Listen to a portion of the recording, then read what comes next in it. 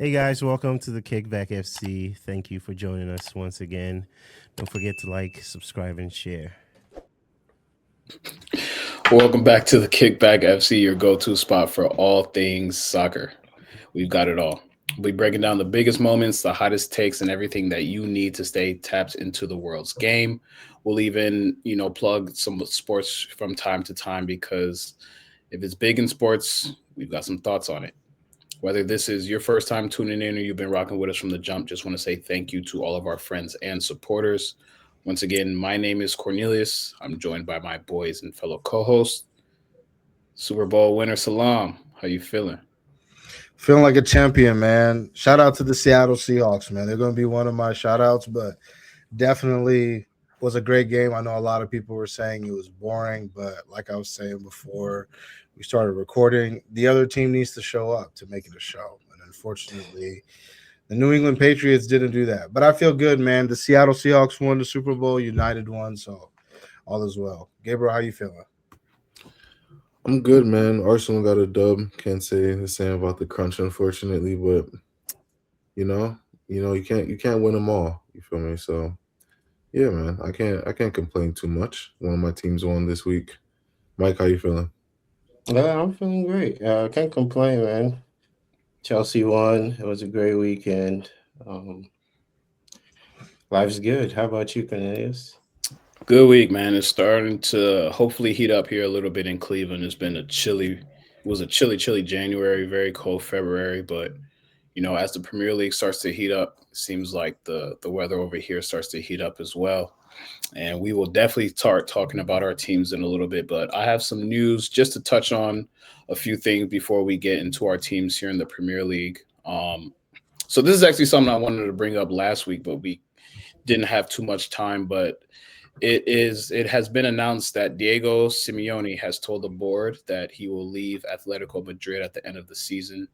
The decision has been made personally, and it's expected that he comes out with a full announcement. But in just over 14 seasons, Atletico finished outside of the top four just one time. He's been there for a very, very long time. This is through multiple eras of the Barca and Real Madrid sagas. He's gotten 8 third-place finishes twice. He finished as a runner-up. He's won La Liga twice as well. He honestly has brought, Atletico Madrid to the front. When we were kids growing up, Atleti wasn't really that great. And ever since he's taken over, he's really, just really transformed the squad. He's gotten to the Champions League finals, I believe, once, semifinals, I believe, once as well. So he's really done everything as far as what you could hope for in a manager. Yeah. Any thoughts on Simeone for y'all? Yeah, man. I mean, he's one of my favorite managers of this modern era. Like you said, I mean, he was a part of Real Madrid and Barcelona are always good. But he was a part of competing with a lot of competitive Real Madrid and Barcelona teams. I mean, Messi, Neymar, Suarez, he had to go up against that. He had to go up against Ronaldo for all those years in La Liga and in Champions League, Bale, Benzema. Seen different variations of that Madrid team. But, yeah, man, I was a little surprised. I kind of I can only see Diego Simeone coaching Atletico Madrid.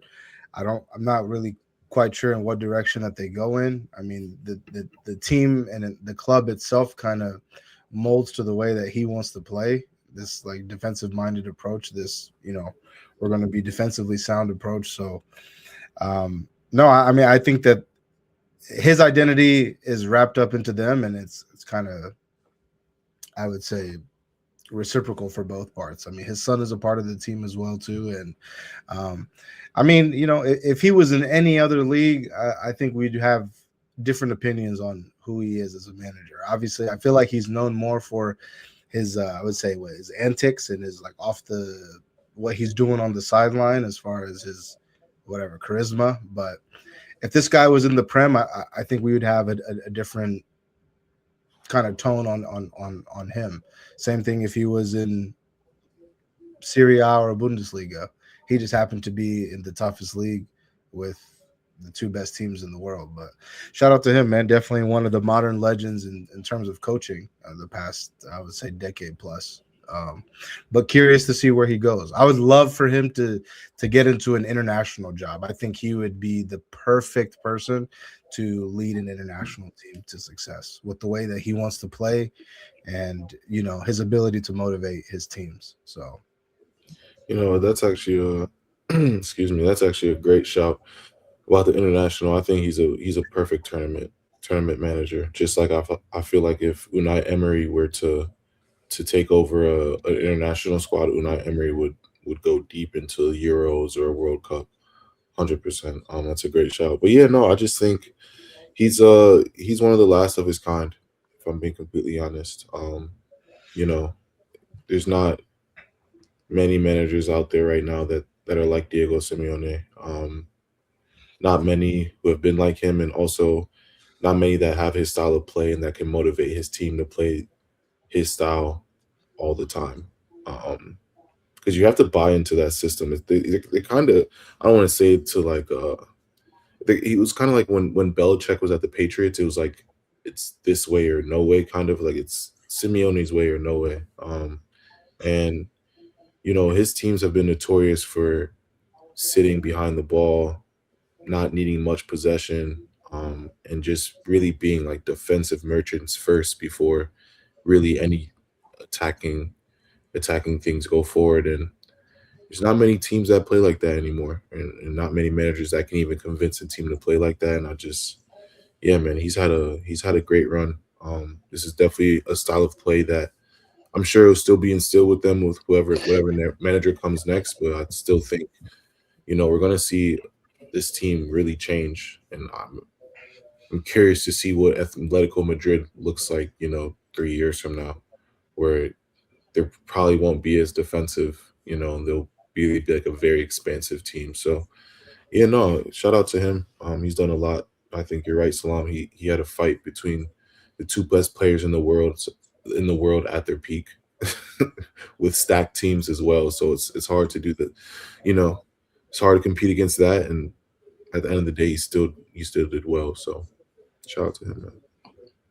Yeah, absolutely. Great manager. I think it's going to be an interesting summer. This summer, there's a lot of available managers that are going to be available this summer that are really good. What Simeone has done at Atletico, I don't think can be replicated. I think after Simeone leaves, they're gonna take a dip,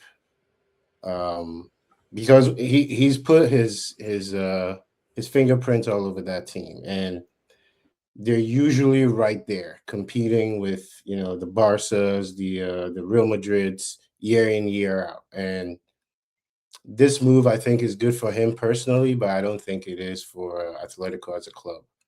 But I think wherever he goes, they just need to give him time, back him, and he's going to be a great manager for whatever club he goes to. Yeah, I agree with all y'all, man. It's going to be interesting to see, like Gabriel said, what this Atleti team looks like in a few years, and then for Simeone, it's going to be very interesting to see if he does take an international job or what his next appointment will be. But you know, congrats to everything that he's done with that Atletico Madrid team. Just a few facts that I want to go over. You know, he had a 60% win rate in just under 800 games. So to think about that, you're winning 60% of your games. And like we said, and this is across all leagues, whether it's, you know, domestic tournaments, the league, Champions League, Europe. He's been able to just have his imprint all over that team. 5 major trophies. Again, like y'all said, he's taken on the brunt of a lot of those big Barca and really strong Madrid teams as well. So shout out to Simeone and everything that he's done for Atletico Madrid. Really has brought that Atletico Madrid team to prominence. You know, they're really a heavyweight in Europe now. They're definitely one of the top 3 teams in La Liga every year. So just wanted to shout him out before we get into our teams. Just a few other things. The MLS here is starting in a few weeks, but something interesting I saw just this past week. So Bayern Munich are reportedly planning to open an academy in California. They intend to lease some space at the Chula Vista Elite Athlete Training Center in Chula Vista, San Diego. They're going to have their own campus there for U15 to U17 players. Since players of that age are not allowed to move to Germany and play in the top league, the new academy would allow Bayern to secure talents from the U.S. market a little bit earlier. And then it's intended to just strengthen the cooperation with LAFC because obviously they seem to have a little bit of a working relationship there as far as players. We talked about this with Joe Zhao, when he was, signed to go to play in Germany, he wasn't allowed to because he wasn't yet 18. So that's why he went and he played, in the MLS with Charles Rankin in Vancouver. So this is Bayern sort of doing their own version of that just here in America. Just wanted to hear y'all takes on it. How do y'all feel about, Bayern opening an academy here in America? And what do you think that does for this crop of players that are coming up? I think it's great, man. Especially when you look at the timing of American soccer right now with the World Cup that's coming this summer. I mean, I think American players have always translated well in the Bundesliga in Germany in general, not just the Bundesliga. I think, Germany and England are two places where the American game really translates well. So, for Bayern to really invest in an academy like this, I think really just speaks to the talent that we've been able to produce over the past 5 to 10 years. I mean, obviously when we were growing up, we started to hear more about, players taking that leap to Europe, but I feel like now more than ever, man, like I'm starting to hear American guys that I didn't even know about really. It was at a point where almost every American player that played abroad, I knew about. And I'm not saying that I know everything about American players, but I think it just speaks to, there's a random, whatever, right back, left mid, so-and-so playing at this team or that team. I mean, I think it just really speaks to the growth of American soccer. I think, for a team like Bayern Munich to invest in a place like this, I mean, to do it in California as well, too. Obviously, you're doing it in like one of the major hubs of the nation. So I think it's a great look, man. I think that we're going to continue seeing American talent going abroad. And the best thing for these kids now, or at least any kid that's going to be involved with that, is they're going to be going earlier. And I just think that that's the key. When if there's a player here that has talent, they need to go there immediately. You look at someone like Joe Zhao, like he almost doesn't even look like an American player. That's because most of his what do they say? Like your impressionable years, like your foundational years. Yeah, your foundational years as a player was over there. That's why Pulisic found success. So I think any opportunity for kids that have talent to go over there is a good look. And like I said, obviously it just speaks to what we got going on here. Yeah, I agree with you. But I also think my one big question is it going to be pay to play? Is it going to be an academy that's going to give everybody an opportunity? From what I understand, it's going to be under the Bayern model. So it's not going to be pay to play. It's going to be their academy just in California. In the US. Okay. Yeah, same model. Yeah, so that's great, man. Football is moving forward in the United States, and it's time for everybody to get on board. Bayern has started. I'm sure other teams are going to follow. This is Bundesliga. Will a Prem team follow? I'm sure there are teams in the world that have academies around the United States, but Bayern doing it in this way, they're announcing, something big, and I think they're getting ahead of the curve. Yeah, if I'm a player, give me to California ASAP. I'm trying to get in that academy if I'm a young youth. So, like you said, Mike, I think they're gonna be, a lot of the big teams are gonna start doing the exact same thing that Bayern's doing right now. Pick a major hub or a region that you think There are some very talented players. Go put your academy there and go find some talent. Because I mean, at that point, it's not 100% profit, but I mean, it pretty much is. You're funneling these kids from America to Europe, and they're going to be a part of your academy. They're going to go through the academy ranks, same as if they're doing it here or they're doing it over there. And the dream is to make it to the first team. That's every kid's dream, is to make it to the first team, especially for your academy. So yeah, man, it's smart. It's very, very smart. I'm looking forward to seeing the first class of Bayern Academy graduates that are now in the first teams come, who knows, 6, 7, 8 years from now. We'll start to hear some of these names like, oh, they went to the Bayern Academy and they're part of the inaugural group that started this academy. So yeah, I'm excited to see what happens there. Yeah, they're about to just find sorry if I'm pronouncing this wrong, but Nimfasha, he played for Charlotte Academy. In Charlotte's Academy, they just signed him. I didn't see that. Okay. Yeah, that's what's up, man. Once y'all see the picture of him, y'all know who he is. But he's one of like US's like top prospects, and I mean he just went over there. He's this dude right here. Y'all probably seen him. Oh yeah, even college these days. Yeah, bro. Going over to Europe. He he passed up on all that, bro. I'm going straight to Munich. No, I feel him. Get better training. Well, yeah.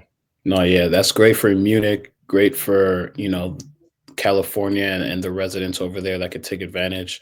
And like Gabriel said, there are going to be a lot of players who make that decision to start to hop over there because they can see a direct route from academy straight to the pros. So I think this is a great initiative, and like Selam said, I think other clubs will start to do this, not just in America but in other talents. I think Africa is a big hotbed of players.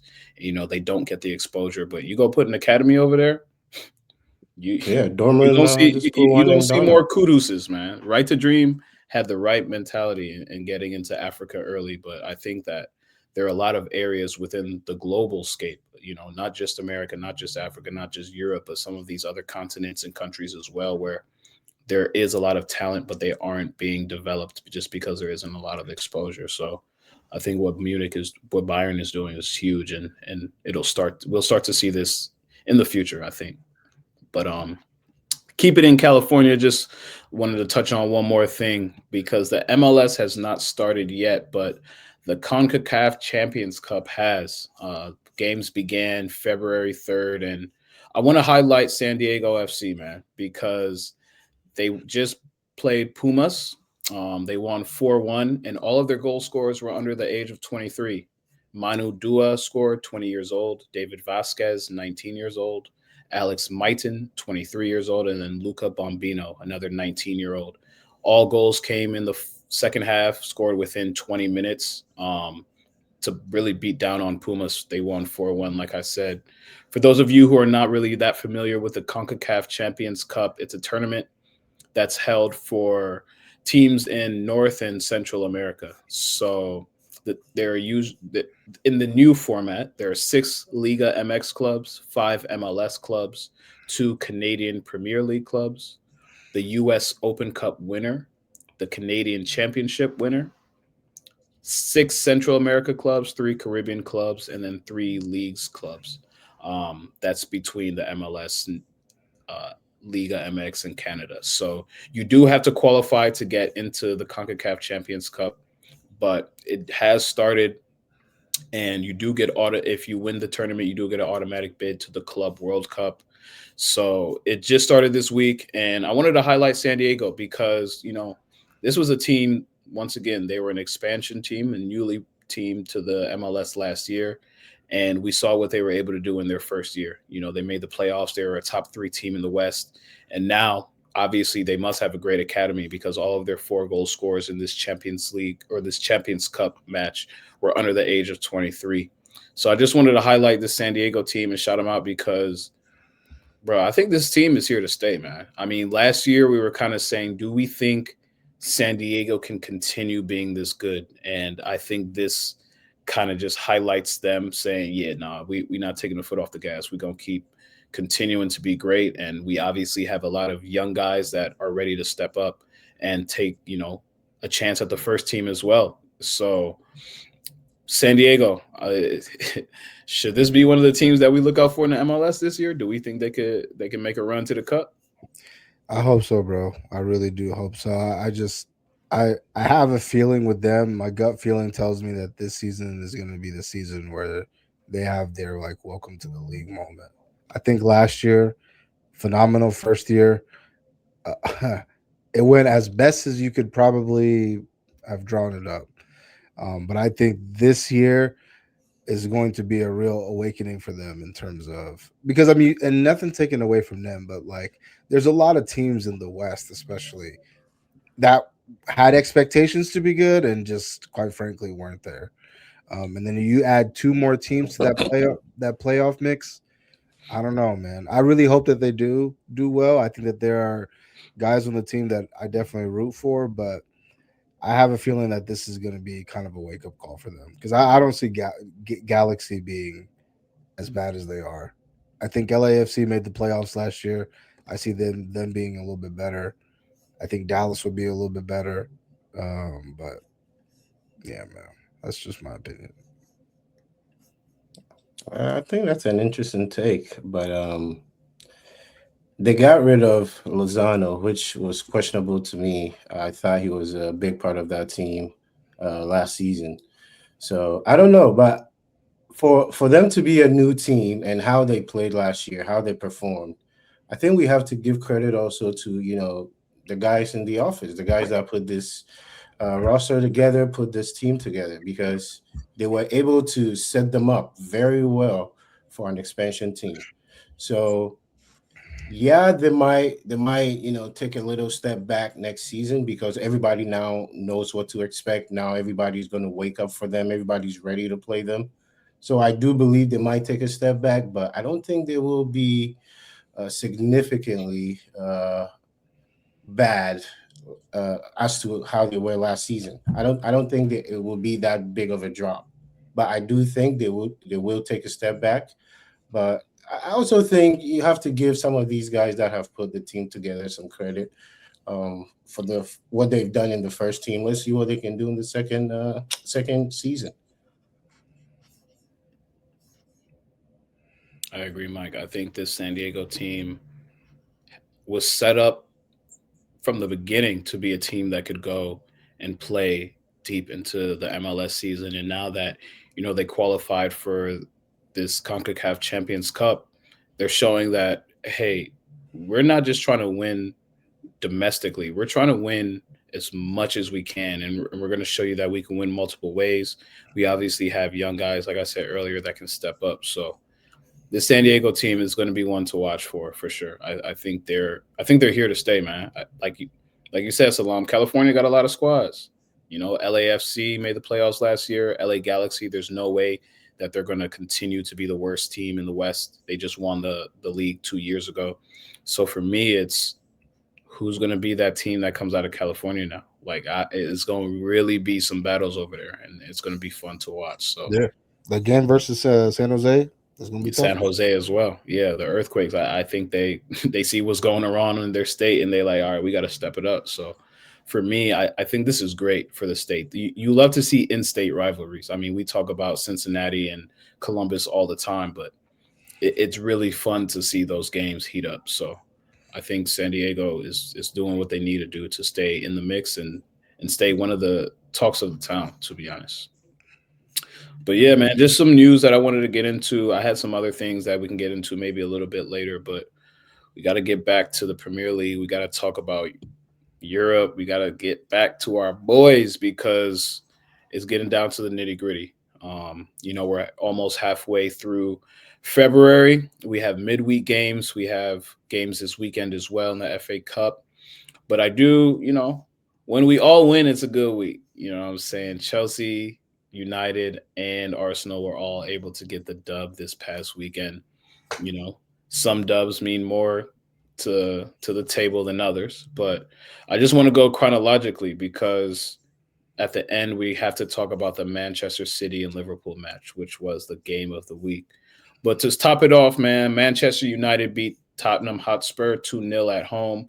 That makes 4 in a row. Shout out to the United Strand. I heard that he already booked his haircut. So we gonna see. But yeah, man, United, bro. Carrick got y'all running crazy right now. And Buemo started the goal off or started the scoring off in the first half, and then Bruno was able to get that goal in the second half. But I do want to start off with Tottenham just a little bit because I'm not sure if you guys saw it, but Thomas Frank was grilled a little bit in his post-game presser after the match. A few of the journalists and writers after the match asked him about Christian Romero and if he deserves to be the captain just because of, his discipline issue. He's had 2 red cards this year already, meaning he had to miss 8 total matches out of the 24 that they've played in the league. This isn't the first time he's had issues. I think 6 or 7 red cards since he's played for Tottenham. He was given the captain's armband last year, and this year continues to have it under a new coach. But, Thomas Frank was grilled a little bit in saying, is he taking away from the team by being captain and him being a liability on the pitch? So, Selam, I'm going to start with you, obviously, because this was the game you played. But I want you to tackle on, do you think Romero is a liability for Tottenham? And do you think he should get the armband when he comes back, first and foremost? And then how do you go into, this upcoming week knowing that your team is this is the best we've seen your team in years. Let's just be honest. It's the best y'all looked in a minute. So I wanted your take on Thomas Frank first and Romero, but then I also want to hear how you feel about United right now. Well, I mean, in regards to Christian Romero, and do I think he should be the captain? Yeah, I think he should be the captain. Do I think he's a detriment to the team? No, because all the things that we're trying to nitpick at now were the things that we applauded him for before. We liked his passion and, his resilience and his ability to motivate his team. And I personally don't see it as a problem. Obviously, we know who he is as a player and we know what's capable of happening. But I think that it comes down to coaching. I think that you need to, as a coach, you need to have a pulse on the team. You need to have, to be able to discipline your players. And Thomas Frank, quite frankly, has not shown that. I don't. And it's crazy because, to be very honest with you, I haven't really watched Spurs like that. After the first 3 weeks, they started off great.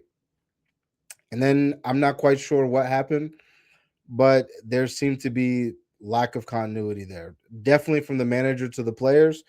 But to answer your question about Romero, no, I just think that it comes down to that. That looks like a guy to me that's clearly not bought into that. Clearly, you shouldn't have done that. You shouldn't have went into the tackle the way that you did. I don't think that you needed to leave your foot there, but no, man, he's the only one that shows me that he really cares. Everybody else is just kind of it just is what it is. We got to get through this 90 minutes. And I don't know, man. I look at Spurs now. I look at Spurs the past few years, and I'm like, who's the last leader that they've had? Who's the leader that if you take it off Romero here, who's going to be the leader here? Van der Ven, he's really not available like that. Vicario, he just got there not too long ago. Even Van der Ven got there not too long ago.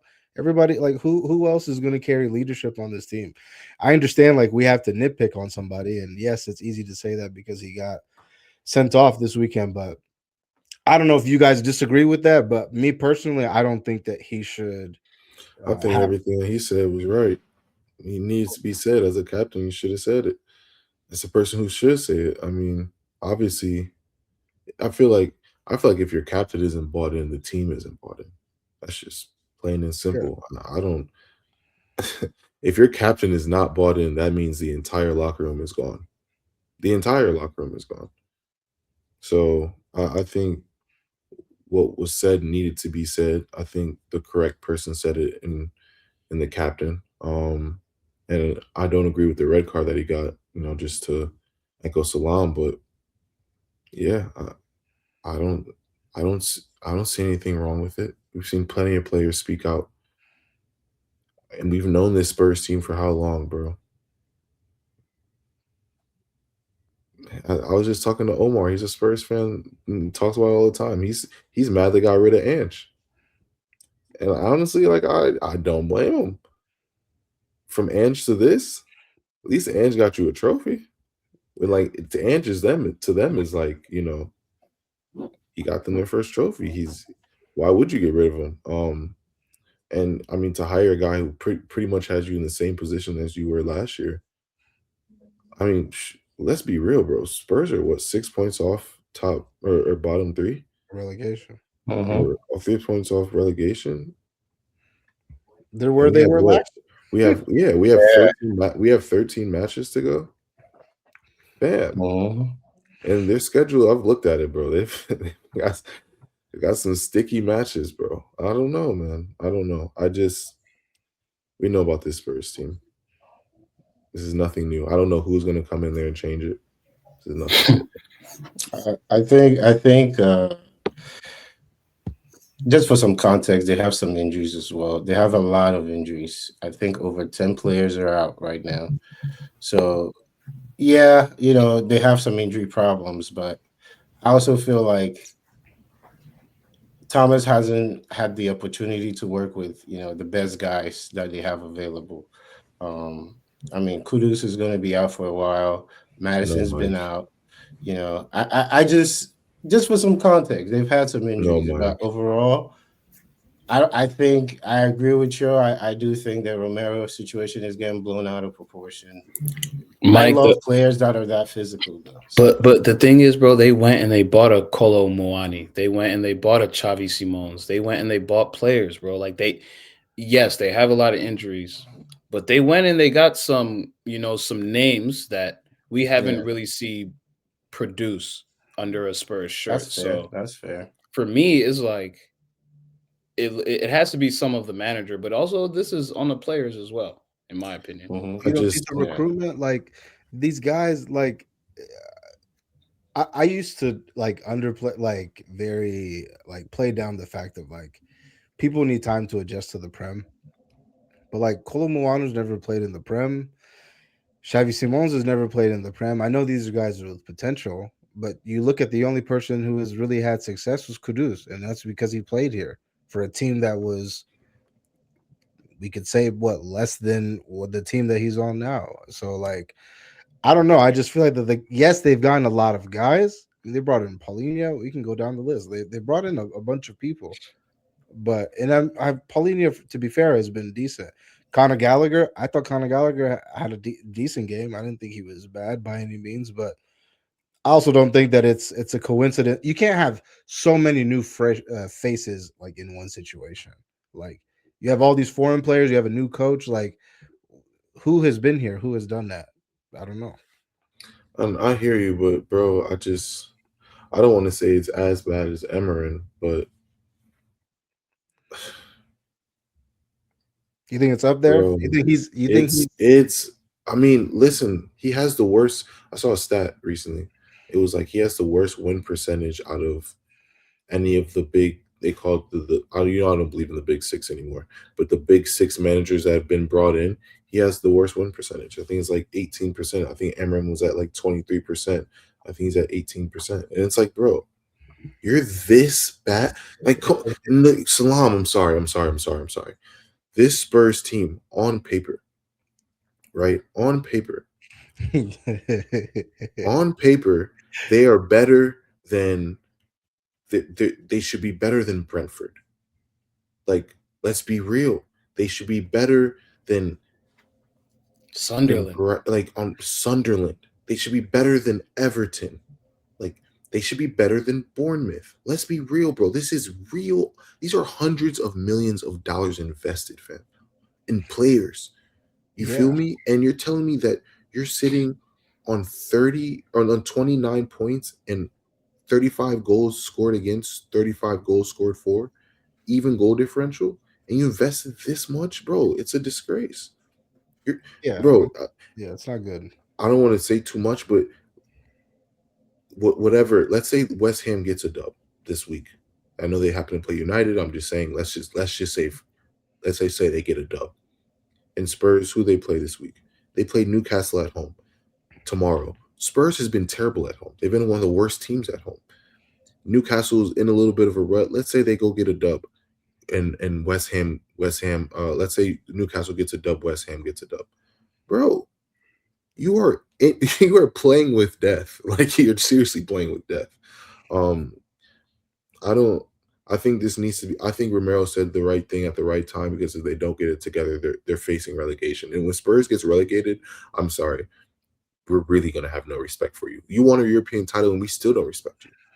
So, I truly think that Romero said the right thing, and they need to come out, and hopefully they can get it together from here on out. But yeah, Romero Ragnick. But I mean, just kind of getting into United, I definitely thought the game would be a little bit more difficult, considering Spurs beat they didn't beat, but they came back, showed resilience last week to tie Man City, the second best team in the league. But yeah, man, I mean, I didn't know this, but we haven't actually beat Spurs. I think they said it since 2022. That was news to me.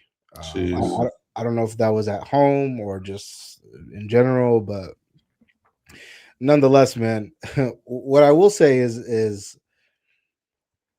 every game that Michael Carrick has been in charge of has been different. The City game, the Arsenal game, the Fulham game, the City and Arsenal game, obviously, like I said last week, were two big games, two games that I expected us to be up for. The Fulham game was more of, okay, we've established this foundation, whatever it is that we want to call it. This could be a tricky game. How are we going to react? And we passed that test. This game, I really wanted to see something different, because again, like Spurs, we don't know what we're going to get. They could be the second half team that we saw last week versus City, or their captain could be sent off within the first 30 minutes of the game. And unfortunately for us, the latter happened. But no, man, I was really impressed with a lot of the things that I saw. Casemiro seems to have found this rejuvenation. I don't know where it's from, but he's been damn near flawless since Michael Carrick has came in. Dare I say, I would offer him another year. Run it back, Casemiro. But really, I think the for me, like, something that stood out to me was that set piece goal that we scored, because it was a different type of goal. Clearly, like, we're starting to see. I know this may sound crazy, but like, we're starting to see, when you practice. Gabriel, I know you feel this as a player. Oh my gosh. Don't even get me started. No, it's just like when you practice something and it works, like, it's a good feeling. That set piece goal, I'm sorry. As a United fan, I haven't seen that. In 20 years, I haven't seen that. And do us, think like, hey, we're gonna work on something in training. We're gonna, come up with this, set piece pattern, and we're gonna implement it, bro. Like, never have I ever seen that. Correct me if I'm wrong. You guys watch my team as well. You've never seen us score a goal like that. Clearly, whatever Carrick is saying to them is working, is resonating with them. Wow. I thought there was a lot of players that I thought had good games. I'm not the biggest fan of Luke Shaw. I thought Luke Shaw did well. I thought Delot. I was waiting. I was waiting for that. I thought it's funny. Luke Shaw and both of our outside backs, Luke Shaw and Delot, I thought that they played well for the most part. Delot obviously had the assist for Bruno's goal. I mean, Bruno had a goal. He could have had a goal and assist if Sesko was just a little bit more aware of how much time he had around him. But no, I mean, like, the team is in a really good spot. There's a lot of belief in the team. I'm not gonna, I expect us to not win every game. Or, I'm sorry, I don't expect us to win every game, but I expect us to be competitive in every game, and that's so if I can take away something from Carrick, it's that he's giving these players belief. I don't know what he said to them, but it's working. I said this last week, and I know that it probably won't happen. It definitely won't happen just because of where we are in the positioning. And we'll do our in-studio session next week, and I'm curious to know who you guys would say. But if we were in a higher position, Bruno Fernandes should be in contention for Player of the Year. I'm not saying that just to be overreactionary. When you look at the stats, because you guys are the numbers people, this is not me talking. This is the numbers. Oh, You look at the numbers, and when you look at the No, data, I don't know if anybody on data- the numbers person.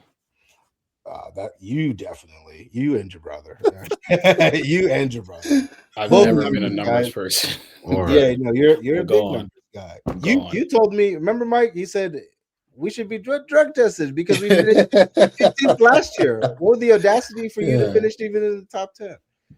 No, but more or less, just wanted to emphasize how big he's been for us. But I don't know, man. The United team is in a very good team, and I said last week, let's get to the international break, and we should decide. We should have a better idea of if Carrick is going to be in contention with whatever names are on this list. But it's funny. I was thinking about this as we were just talking about Thomas Frank. Because, Mike, you're right. This summer, there's going to be a lot of manager movement. Even guys in the Prem. They're expecting guys like who is the Bournemouth coach? Areola. They're expecting him to be on the move. Oliver Glasner obviously said that he's going to leave. And this is just in the Prem. And in the Prem, there is not one coach that I would want to manage this team, aside from the guy that we have now.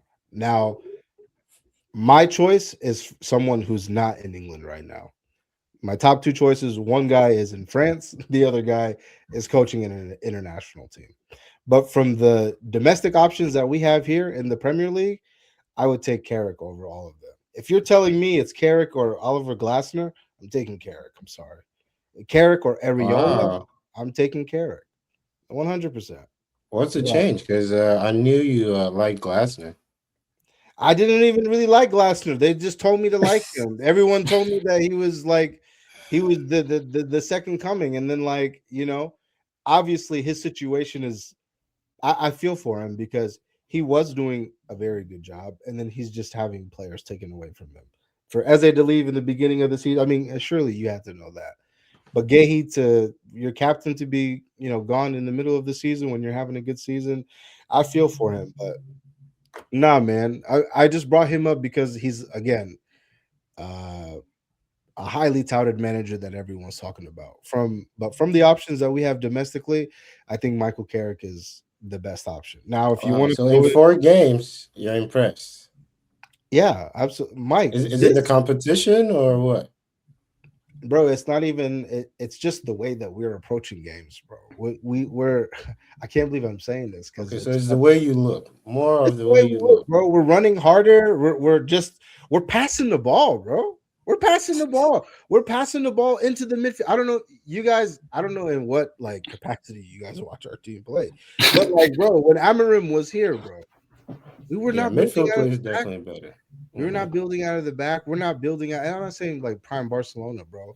We were from the goalkeeper. It would go straight over the top to the striker because we feel more comfortable defending from the front than we do actually building and passing out. That's a problem, man. And this guy is a smart. He's a midfielder, man. He has the brain. He clearly almost every issue that we've had, he's solved. People said Casemiro was dead weight. He was old unk. All these other things. You included, man. What do you mean? You included. Don't try to say people as in you weren't those same people saying that Casemiro's got to go. Casemiro this. Yeah, because in Amarim's system with the 2 double pivot, it wasn't going to work with him. Even before Amarim, Selam. Come on, bro. Come on, let's not lie. We have the video proof. Show me the video. We'll insert it right here. All right, I'll find the episode. I'll find the episode. I'll bring it back. You did say at some point when Amarim was here, bro. Because if you're gonna put him in a double pivot, he's gonna get outran. Go bring me a counter Gallagher if you want to play that way. He can't. Okay, so changing manager has changed your perception. Yes, Michael, from one Michael to another. Michael Carrick has been the best thing to happen to our team, and I don't know how long. And like I said, so far, from all the options that I see here domestically in the Premier League, there's not an option better than him. Now, if you want to throw him up against Tuchel and Luis Enrique, that's a different conversation. But I don't know, man. He's what can you say about this guy? What can you say? Defensively, we look fine. That's another clean sheet as well, too. Our goal differential. I mean, you guys have been with me the past few seasons. Our goal differential has been 3, 1, 2. We're at 10 right now. Like, this is, you know what I'm saying? Not the progress you guys were talking about at the beginning of the season, talking to me about. I know this is not the way you want it to go, but Selam, this is progress from last year. Not this is progress right here. This is progress. So shout out to MC, man. Shout out MC. Shout out MC. Romero, man, because we don't know what you were doing out there. Nah, that's crazy. No, but I mean that's a good point. As far as Carrick, and I know you said give him to the international break, but there's already buzz that people are giving him the nod already. So we'll see where that goes as far as Manchester United. But top 4 right now, you guys are clearly on a new manager bounce, but y'all look good. Like I said earlier, I think this is the best I've seen you guys play in at least 2-3 years. And I'm just being modest, but to go chronologically, both Arsenal and Chelsea played at 10 o'clock. Arsenal is first in the alphabet, so we'll just go alphabetically. 3-0 win over Sunderland.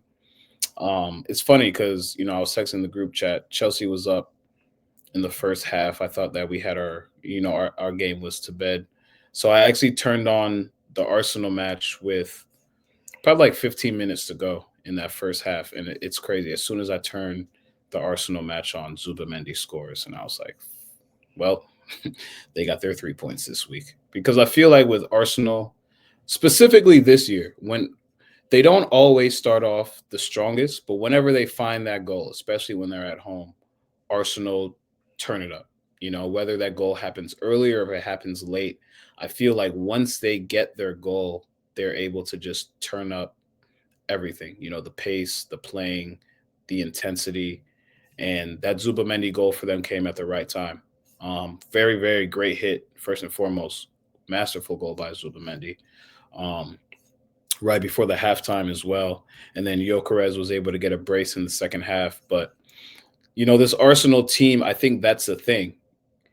For better or for worse, if you're able to score against them first, I think you have a good chance of getting a result against them. But, if you allow them to not play their best but somehow find a goal, that's when they're dangerous, because this Arsenal team clearly, 6 points above everyone in the table, first place in Champions League as well. And so Arsenal is that team right now. And for better or for worse, we can banter them or we can say whatever we want, but they're in where they want to be. They would want to have a bigger gap over City right now, but for them, I think this is a great spot for them to be in. Gabriel, I mean, how do you feel about the win this past weekend and where y'all at? I mean, like I said, man, this is a GRG. This is a get right game. This is our get back, man. Sunderland was flying high when they played us, and it was tough to go in there. We got a result. We didn't win, but we got a result, and I just feel like we're head and shoulders above this Sunderland team. They just caught us at a right time for them when they're playing really well. So it was just time to dominate. We really have no other choice. So, yeah, no, I think our team did what they needed to do. I think how I say this nicely. I think people were given opportunities that they didn't take advantage of. And it shows. And that's why they don't need to start all the time. And I think, like you said, Cornelius, Zubamendi has scored for us in times where we've like really needed a goal. He's given up he's had a couple of bad moments that have led to goals for us, but also on the flip, I can say that Zubamendi, whenever he provides like an assist or a goal for us, it's really important because a game like this, when you're playing Sunderland, this is not a team that you want to let grow into the game. I know they didn't have Xhaka, but it's still a team that it's just the more it's 0-0, the more confident they feel going into it later, and the more that they feel they can snatch a win or get a result. And I think we desperately needed a goal before half because we were asking the question the entire time, and sometimes it just takes that moment of brilliance. So shout out to Zubamendi. But yeah, I think just after that, I think our class just kind of took over. Like I said, love Gabriel Jesus. He's come back, been subbed on, been performing, playing well. He just doesn't need to start for us, man. I think today was just a true example of, or not today, but when we played over the weekend, I think it was just a true example of, hey, man, you're just not the number one guy. Not to say that 100%. I always think that Gyökeres should be, but for us right now, you're someone who's an impact player. You come on for 30 minutes, 35 minutes, you're going to be hungry, you're going to try to get us a goal. That's your role for us at this point. Because I thought Jesus had opportunities to score and we dominated. And yeah, you still provided nothing. So, it's frustrating to see because I know he provides so much for us, but at the end of the day, it's a results-based business. If you're not producing results, can't be there, man. This guy came on 30 minutes, 2 goals. Really don't know what you want me to say. So, yeah, man. Not too much to say about my team, honestly. Happy with the result. Happy with the 3 points. Big midweek match. But yeah, I just think we're in a space now where if you want to say we had our little blip, we had it, and it's back down to business. And unfortunately, we don't have Saka, we don't have Odegaard. But like I said, man, we're beyond, unless we're down to starting 13. I think the injury question is kind of, or the injury argument is kind of out the water. It's kind of this is your time to do it. So we had a little blip, but now it's getting a little warmer. It's about to get a little bit nicer, and it's time to buckle down. And it's us in City right now. It's not unfamiliar territory. So it's just, can we continue to do what we've been doing for time? So that's it, man. I like where we're at. So I know, you guys, the striker thing was a big thing for you guys.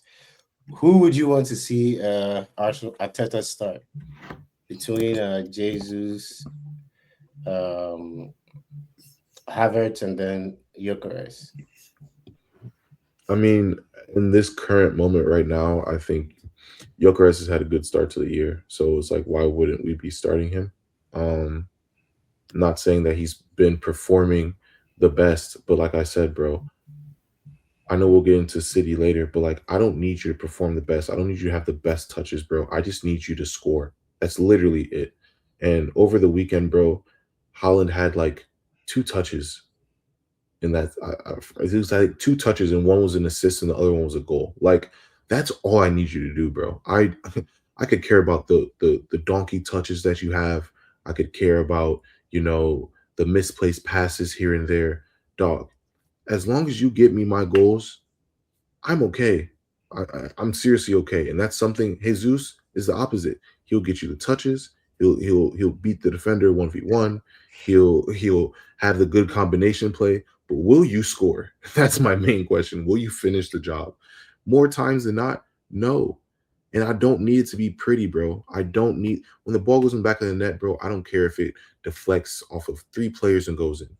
If it goes in, it goes in, bro. I do not care. I just want you to score. So right now, I want Gyökeres there. And honestly, I want Kai Havertz playing too, because when Kai Havertz and Gyökeres started playing together, with Kai Havertz in this 10 kind of false 9 role and Gyökeres being our target, they've been combining very well. Kai Havertz came in 20 minutes into, I think it was either Carabao or one of our matches. Kai Havertz had a goal and assist, and the assist was to Gyökeres. So no, man, I think right now, to answer your question, I think Gyökeres is our 9. I think he had a rough start beginning half of the season, but now that we're 25 games in, I feel like starting from January, he's kind of found his footing.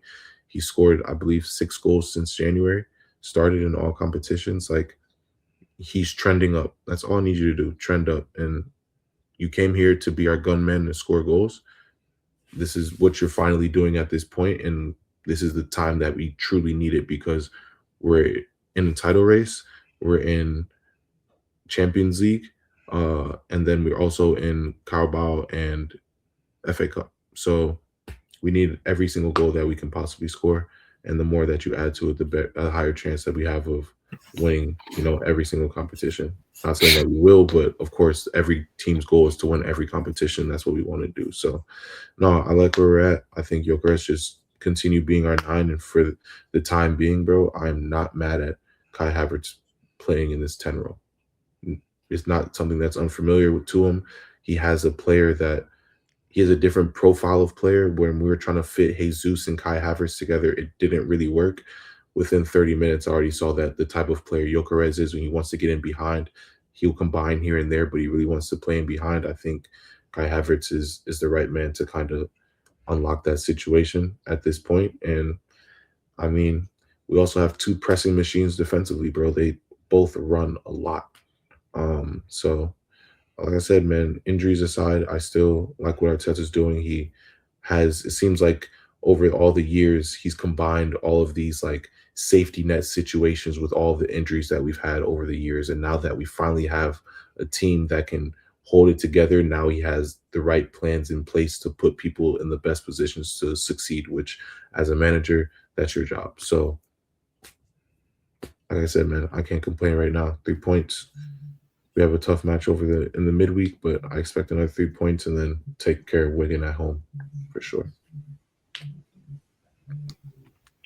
That's fair. And I have to agree with what you said about Arteta, because in years previous, he didn't have the pieces to plug and play when you guys went down Odegaard and Saka. When you went down Odegaard, Saka was able to pull his weight, even though you didn't have the other players. But when you went down Saka, it was very evident.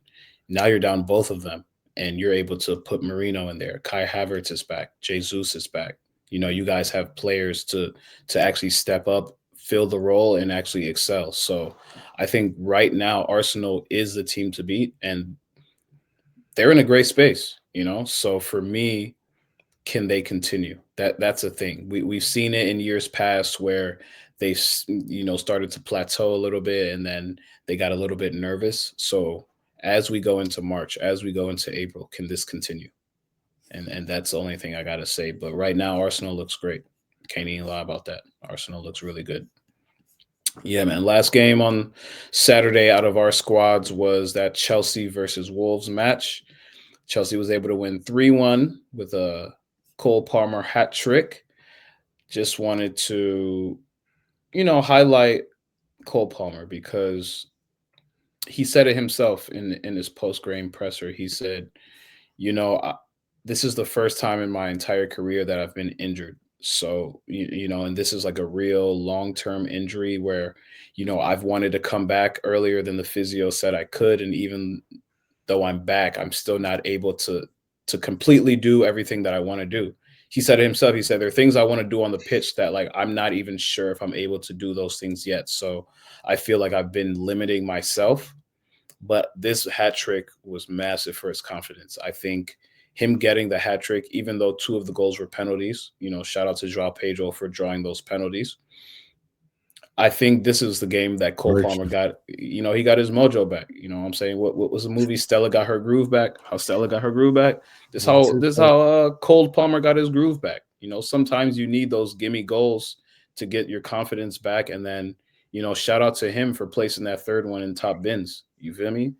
But, you know, this was more of an indictment on Wolves because truthfully, I wouldn't say they were outplaying us at home, but they were playing as well, man. You know, at the Molineux as well, those fans have nothing to lose at this point. They were getting a little rowdy. I think Chelsea, you know, if I'm looking at this as a Chelsea fan, I was a little nervous that we might have gotten scored on in that first half prior to the goal just because, you know, Wolves were attacking.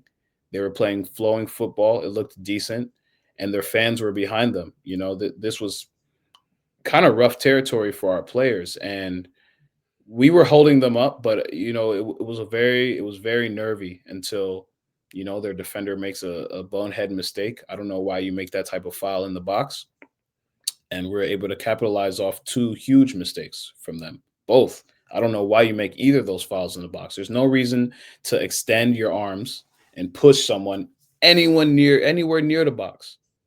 It just makes no sense. You know, it's really a bonehead mistake on their part. But I think this game was huge for Cole Palmer. He needed to go in and get these three goals. We needed to go and get these 3 points. Again, for me, I'm still looking at the clean sheet. That's what I want to see. When we're dominating these matches, whether it be home, whether it be away, we need to keep the clean sheet because that's the evidence of a championship winning side. That's the evidence of a mature team, you know. And without Reece James, I don't know why he didn't play this match, to be honest. Mike, you know, me and Mike were talking about it on the side. I don't know if it's, you know, something preventative or if we're just being careful with him, but this is the second game in a row now he hasn't been on the team sheet. So I'm starting to get a little bit worried about that, you know, as we get deeper into the season. But for me, this was a massive 3 points just because we're fighting with United for top four. You know, we're still fighting with Liverpool. I'm still going to give them the benefit of the doubt. We're fighting with Liverpool for top four. So we need all 3 points in every match that we can. When you're seeing the worst team in the league, you have to go get 3. When you're seeing these teams that aren't in the top half of the table, you have to go get 3. So for me, this was a great match just because, you know, a lot of good things happened. I still think that we need to tighten up a little bit defensively, but overall, I can't be mad. Yeah, I agree with you. I think you made all the points. This game was great for Cole because coming off from that Arsenal game, I felt like we needed a response, and I think we were blessed to play the Wolves, and we got the we got the response that we needed. But overall, Reece James has been my biggest worry this last few games. Rosenior said, you know, it's just pain management. He's sick. He should be available tomorrow, but apparently he's sick now. So we'll see what happens tomorrow. But overall, I thought it was a great game, a great first half. Another game where we don't perform full 90, giving up that one goal, just kind of like the Crystal Palace game, just the game before. Up 3-0, close the game out, we give up a goal. So yeah, I know Sanchez was pissed yesterday, because they keep taking these clean sheets away from him, man, and it sucks. But Rosenior's won 5 in a row in the Prem, man. The only team he's lost to is Arsenal. So I'm happy, man. I can't complain. Just win the games we need to win. Put ourselves in the best position. That's all I'm asking. Yeah, Mike, actually expand on that a little bit because we haven't really talked about Rosenior, but he's been here for a full month now.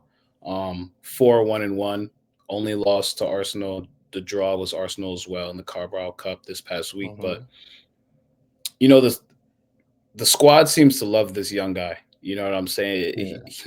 I don't want to call him a YN because he's older than me, but he has that type of energy. You feel me?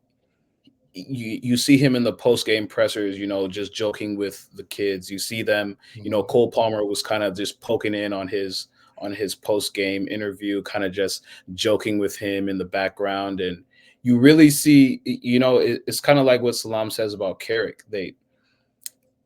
The team seems to whatever he's whatever he's saying to these guys, they seem to respond to him. And you know, something that Joao Pedro said and Cole Palmer has also articulated is that, you know, he allows us to play free. And I think that's the one thing I have seen within this Chelsea side since the change of the management. We're playing a little bit, you know, we're playing a little bit more free.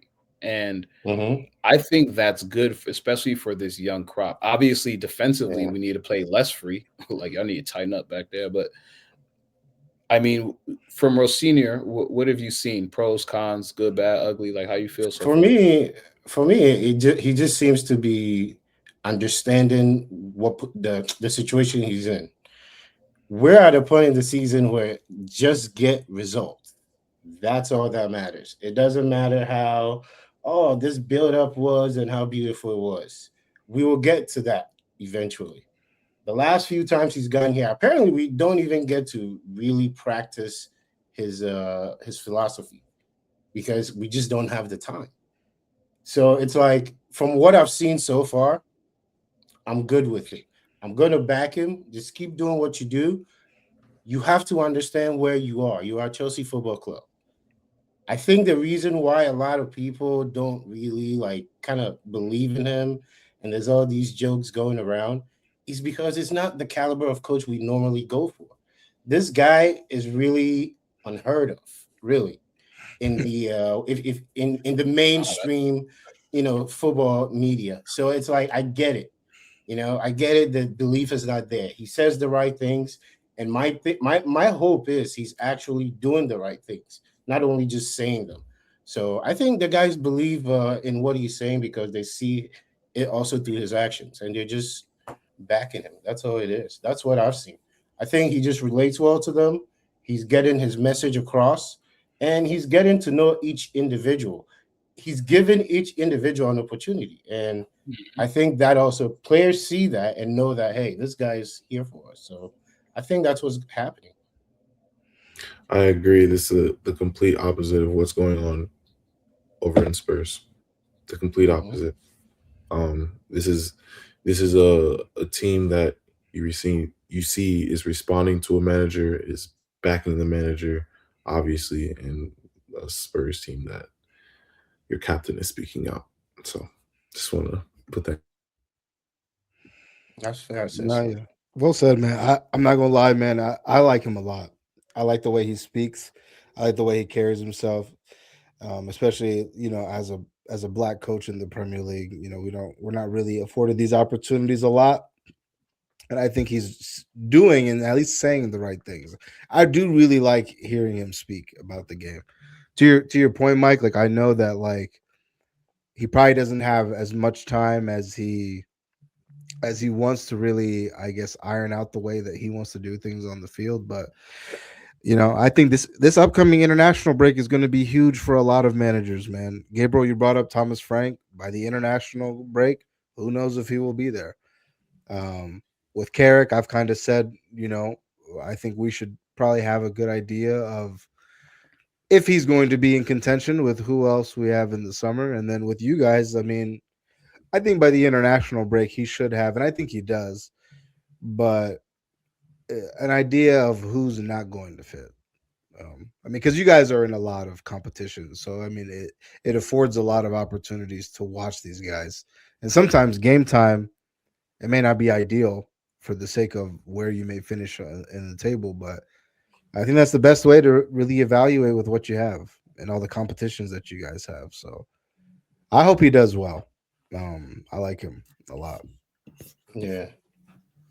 It's good to hear, Gabriel and Salam, your takes too as an impartial or as an outsider looking in, from an opposite fan base, because you see a lot online and you don't really get a good gauge of how people feel about him, whether it's pundits or, just other fan bases. There's a lot of chatter, but, as a Chelsea fan, I can say, one, to see a black manager at Chelsea Football Club, like I would have never in my days thought that this would happen in our Lord's year of 2026.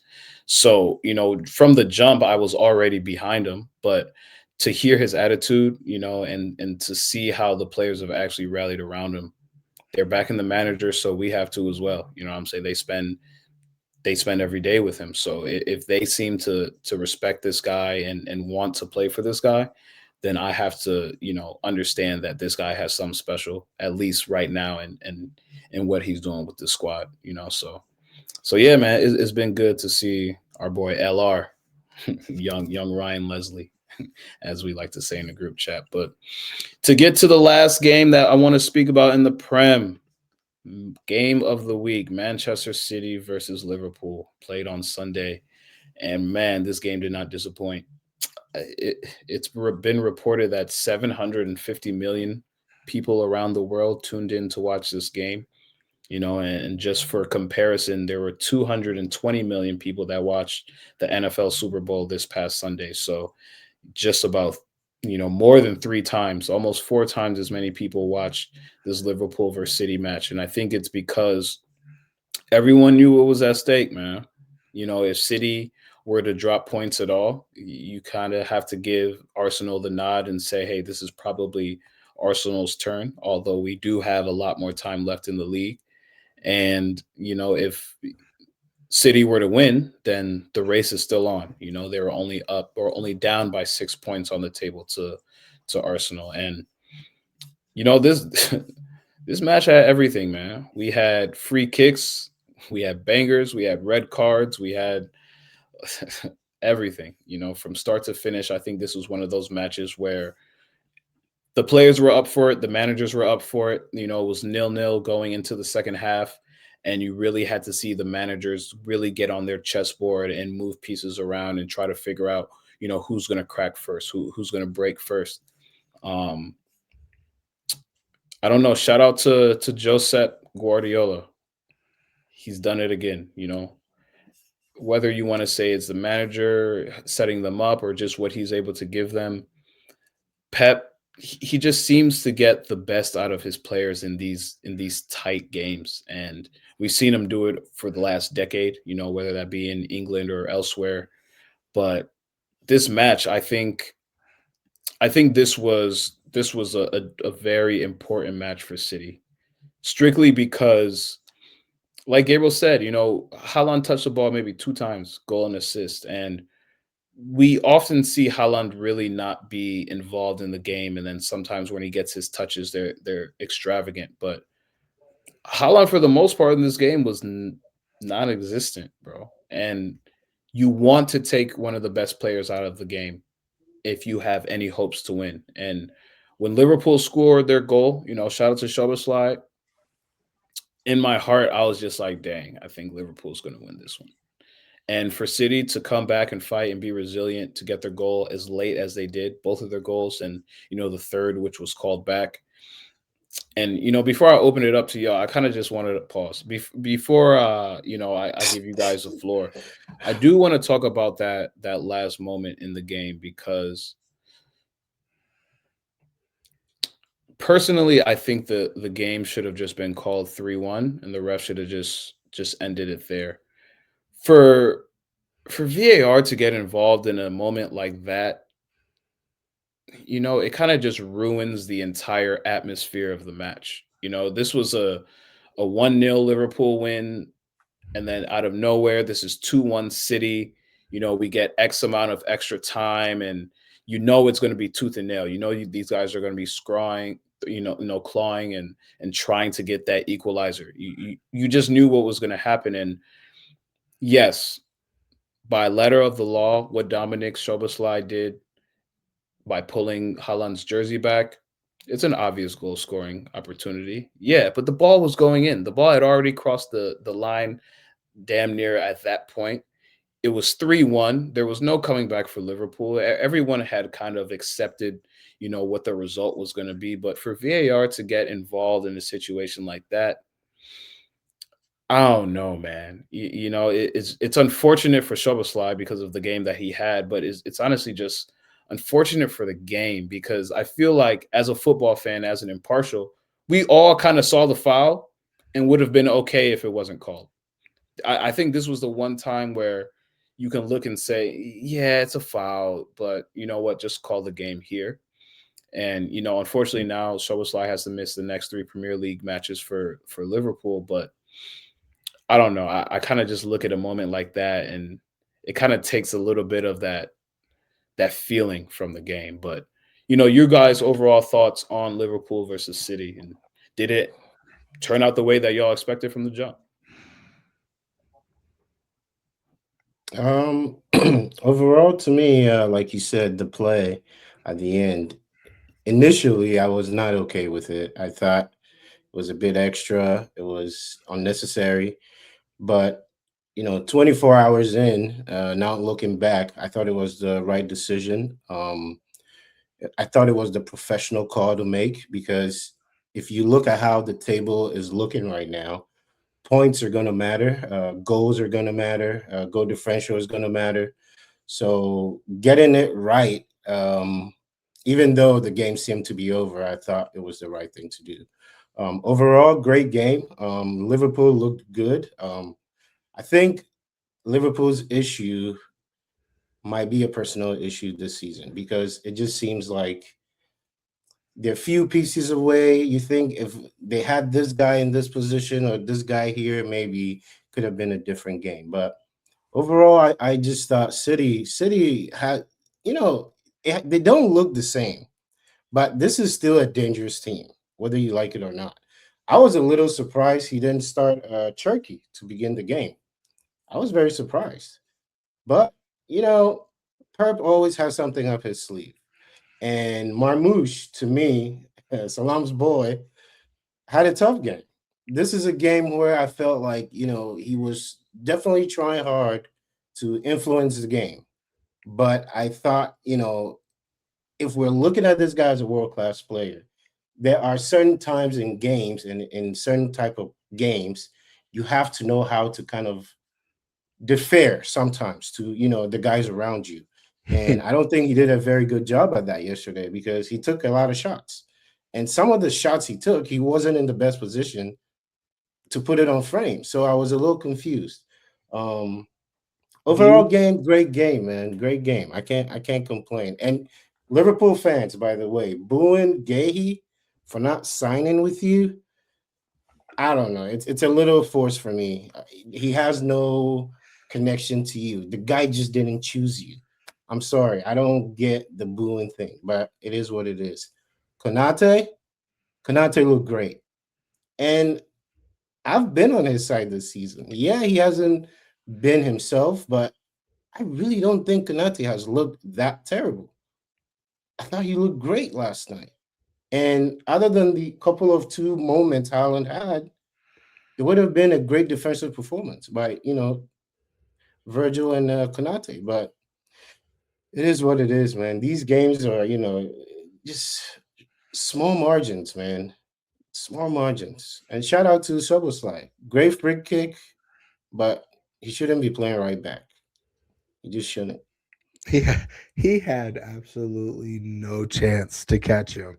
Because I was thinking, I was like, bro, you should have fouled him like immediately. But bro, when you Mhm. saw Holland like really sprint for that ball, I was like, damn, bro, you're fucked. Like, I mean, so You low key forget you're how fast he is, and then you see Yeah. that he started behind Szoboszlai.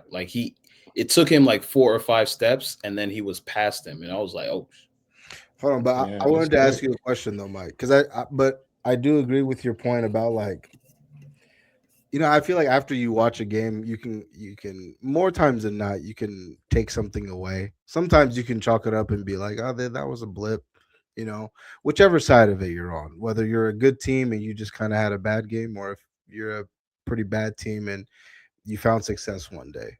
Um, but to your point, Mike, this Liverpool game, I think is there's a message here that I feel like I don't know if everyone's comprehending yet, but I don't know, man. This was a tough loss, but you brought up Marmouche, and I'm not gonna disagree with you and say that he had a great game. I think he actually had an opportunity, and I think he put it wide. I think they called it offsides, but Mhm. nonetheless, like at least like for me, I'm like put it on frame so that you can see it at least go in the back of the net. But did you want him to defer to the guy who had what two touches No, I in mean, the I whole mean, game?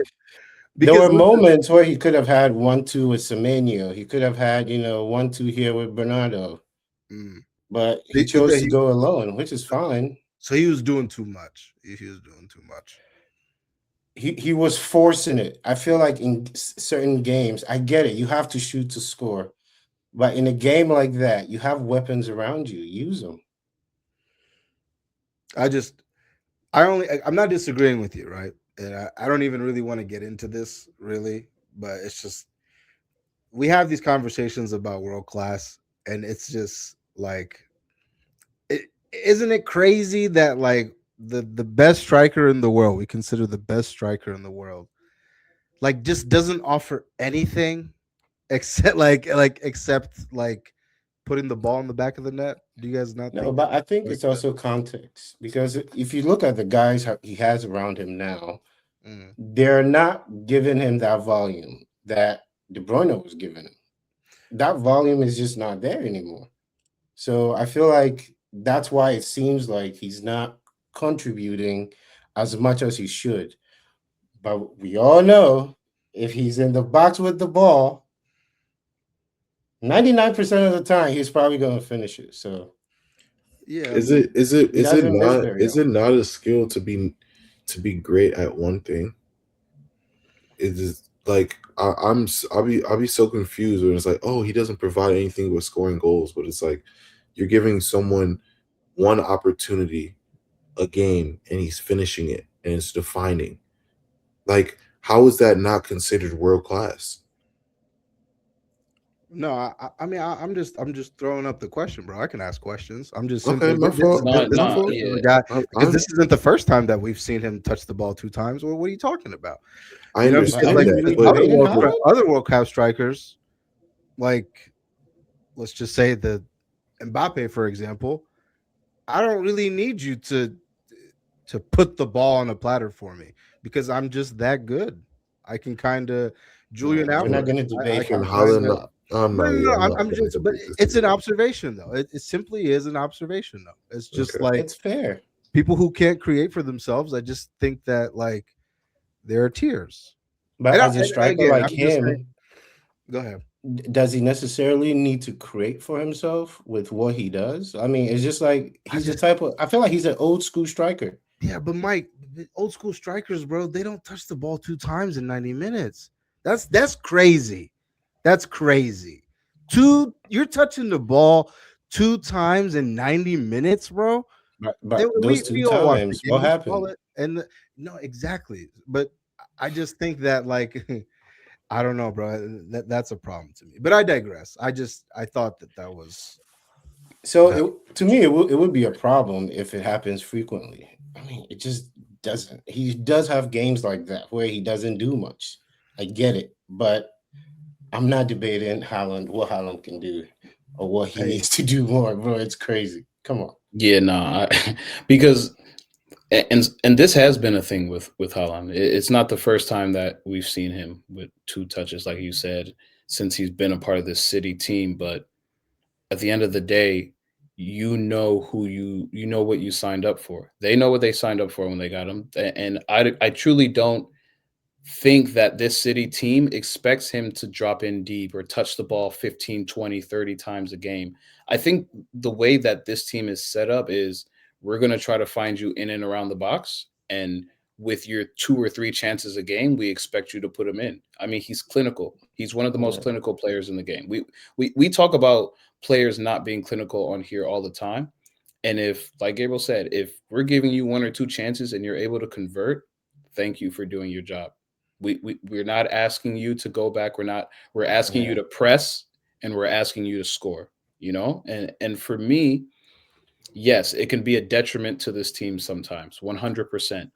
But at the end of the day, Haaland is the best player on the team, and we know that as a fact going in. So we're going to put Kanate on you to man mark you. We're going to double you with Virgil. We're going to do everything that we can to neutralize you so that you don't get those 2 or 3 touches. You know what I mean? So Yeah. it's one of those things where you have to live and die by the sword. You know, this is the guy that you got. This is the game that he plays. Every striker isn't the same. He's not an Mbappe. He's not, you know, a Gyökeres. He's not Victor Osimhen. You know, these guys are all different type of players, but when you look at them, what are they able to do? They're able to score goals. And that's what you want your premier striker to do, score goals. So whether or not he's touching the ball 15, 20, 30 times a game in the box and around the box, whether he's not Harry Kane, he's not going to drop deep. But if I'm relying on you to score goals and week in, week out, you're able to do that. For me, yes, there may be deficiencies in his game elsewhere, but as a striker, your primary job is to score goals. Like I said, simply an observation. I just thought his best moment of the game was obviously the penalty, but it was when he started sprinting. I mean, honestly, I think his best moment of the game was the header. I think the assist was, Yeah, I mean, the header. the penalty is the penalty, you know, whether or not he takes it, it's going to be a penalty. But that assist was because if you look at the play, even the ball itself was a deflection off the Liverpool player. He, you know, he sees where the ball is, he reacts, Yeah, he's he able to came find to the Bernardo ball, Silva. actually. You know what I mean? And that's another part of being a striker, your reactions in and around the box. He was able to, at a second's notice, realize this ball's coming to me and I know my player is there. If I'm able to head it down in the right spot, Bernardo Silva has a one-on-one with the keeper. That is world class, fam. Like, people are kind of dismaying that play just because of how quickly it happened. But if you actually slow it down and break it down, one, he's at the PK spot before the ball's even played.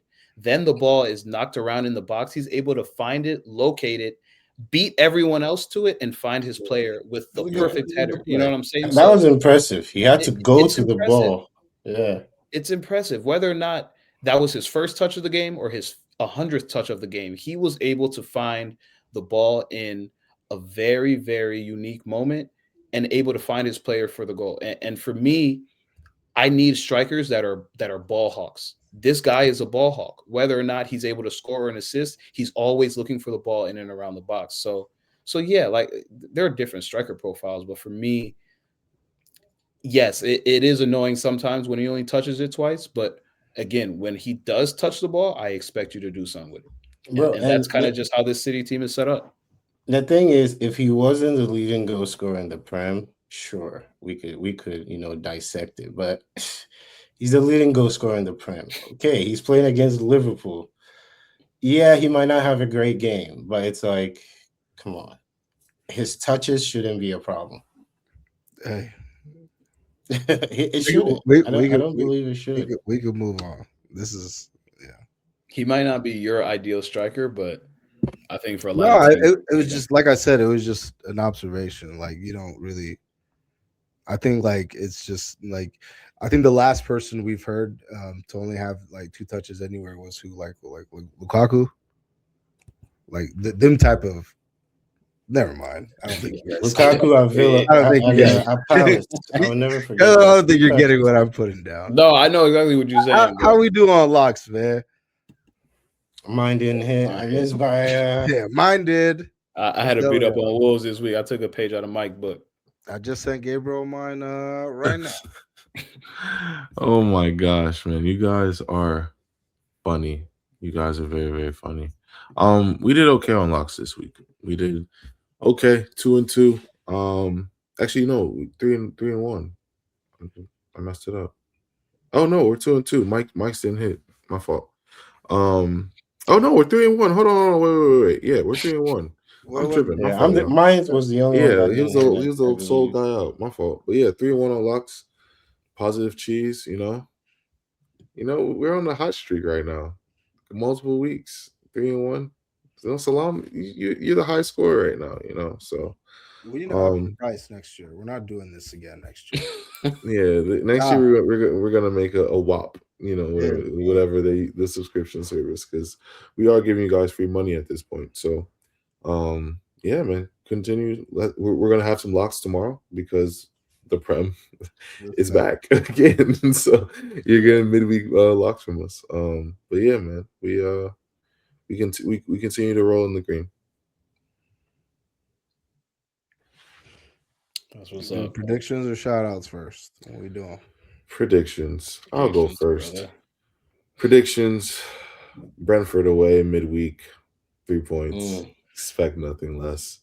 You go Thiago appearance. Yeah. I think I think he'll be in for a rude awakening. If they do score, I do think it will be him. But I think, it's going to take something very spectacular from him from Brentford for him to score. I think in some ways give him the Haaland treatment, which, at the end of the day, he deserves. He's right behind Haaland on goals. So I think we get a 3-0 win, 2-0 win away from home. I just really want a clean sheet. And then we play Wigan at home in the FA Cup. I mean, I think that just speaks for itself. 3 points, rotate the squad, get some guys some minutes. But yeah, I expect 6 points this week. You limit Igor Thiago to 2 touches, you got a good chance, brother. So start there. Start there. I'll go next, man. We play West Ham United. Woo! The trap. Walk into your trap and take over that trap. West Ham. Yeah, this is the thing about sucks, man. Honestly, is that we just our games are so far apart, bro. You don't know how many times I'm rewatching the same highlight. It's like, wow, I have to wait a whole week, bro. But we did it to ourselves, man. West Ham, I see 3 points, man. I see 3 points.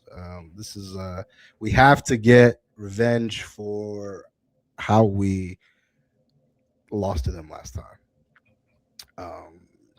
This is 100% has to be 3 points. We got teams on our tail trying to catch us. I just think that if we continue to focus on us, we'll be all right. But there's a strong possibility we finish third, but definitely finishing above Chelsea. I feel that for sure. No, we gonna go tell right now. Pause, man, trap game. Let me tell y'all now, trap game. That's my lock too. If you're listening this late, I just texted Gabriel. That's my lock. So if you want to continue making money with Mr. Indaloo, I will come collect it. We will up this pay, but Manchester United will be this too. Mike, how you feeling about our upcoming week?